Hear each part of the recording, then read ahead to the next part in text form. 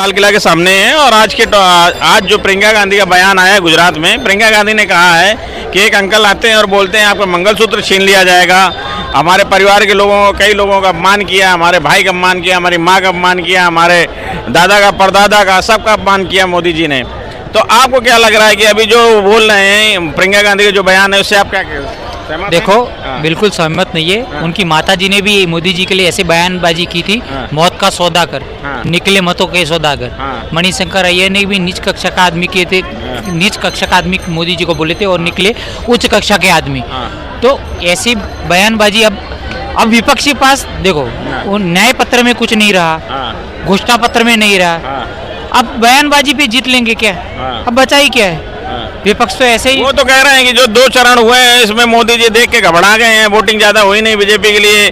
वो कह रहे हैं पता नहीं क्या कह रहे हैं। देखो, हाँ। मोदी जी का जीवन राष्ट्र को समर्पित है, हाँ। राष्ट्र प्रथम है उनके लिए, हाँ। उनकी लिस्ट में। और मोदी जी को घबराएंगे जिसमें राष्ट्र निष्ठा कुट कुट के भरी, वो क्यों डरेगा किसी से? आज तक 56 इंच का सीना तान के विश्व भर में तिरंगा की आन बान शान बढ़ाई, वो क्यों डरेगा? डरने वाली बात ही नहीं है। ऐसी फिजूल बयानबाजी से तो कांग्रेस अपनी टीआरपी गड़ा रही है। जैसे 22 पान प्रतिष्ठा में जनवरी में वही राहुल गांधी ने बोला था कि ये तो पॉलिटिकल इवेंट है। अरे पॉलिटिकल इवेंट बनाने का मौका आपको भी दिया गया था, क्यों नहीं क्यों बनाया? पॉलिटिकल इवेंट बनाना चाहिए था ना, क्यों नहीं बनाया? तो ऐसी फिजूल की बयानबाजी न करे।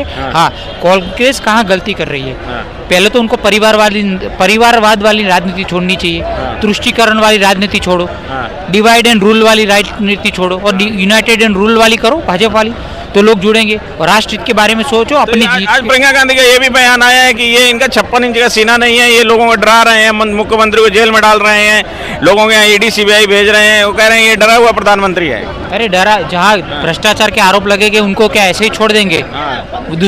भ्रष्टाचार को और बढ़ावा देने के लिए और इंस्पिरेशन के लिए और लोगों को, उनको नहीं पकड़ेंगे तो और भी लोग करेंगे। तो अच्छी बात है ना, क्योंकि और लोग भ्रष्टाचार। वो कह रही हैं कि जैसे ये जैसे अजीत पवार आ गए महाराष्ट्र से बीजेपी के साथ, तो उनको भाई उन्हें पावर दे दिया जाता है, उनके खिलाफ जांच नहीं होती है। क्या कहेंगे? जांच चल रही है, सबके सामने पन्ने खुलेंगे। मतलब अपने साथ आने के बाद भी जांच चल रही है, उसमें कोई कार्रवाई नहीं हो रही। बिल्कुल, ये तो आने वाले टाइम में समय भी बताएगा। करंट का सीएम अरविंद केजरीवाल को उठा के जेल में डाल दिया गया। नहीं, वो तो उन्होंने, अरे के कविता का कबूलनामा 600 करोड़ का आ गया।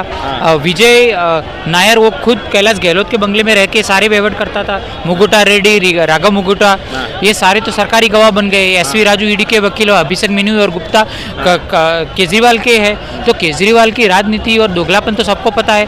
देखो, एक राजनेता और राजनीति अलग नहीं हो सकती, ऐसे केजरीवाल झूठ और भ्रष्टाचार अलग नहीं हो सकते।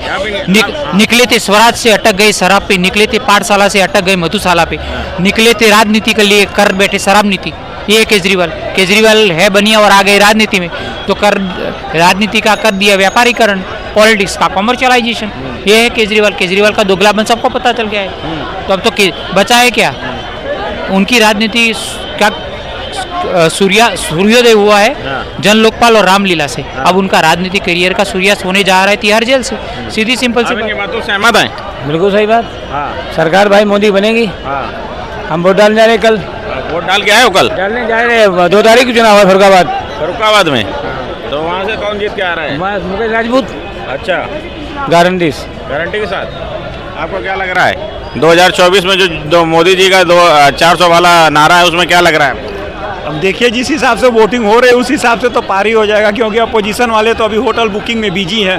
नाश्ता वास्ता करेंगे जब तक, तब तक 2034 आ जाएगा। तो इसलिए मुझे नहीं लगता कोई लड़ाई चल रही है। लेकिन आज प्रियंका गांधी ने कहा है, प्रियंका गांधी का बयान आया है कि हमारे परिवार का बड़ा इन्होंने अपमान किया है और ये कह रहे हैं कि एक अंकल आते हैं और कहते हैं कि मंगलसूत्र बिक जाएगा, आपके गहने बिक जाएंगे, औरतों के गहने ले लेंगे, कांग्रेस आएगी। तो कहते हैं ये हंसने वाली बात है। अरे भैया, जिनकी दादी ने मंगलसूत्र की बात शुरू करी हो, अब फिर वो इस बात पे आ जाए तो अच्छी बात नहीं होती ना। प्रियंका गांधी जी को मेरे ख्याल से थोड़ी सी पढ़ाई करनी चाहिए इस बारे में। मैंने कुछ बोलना नहीं चाहता।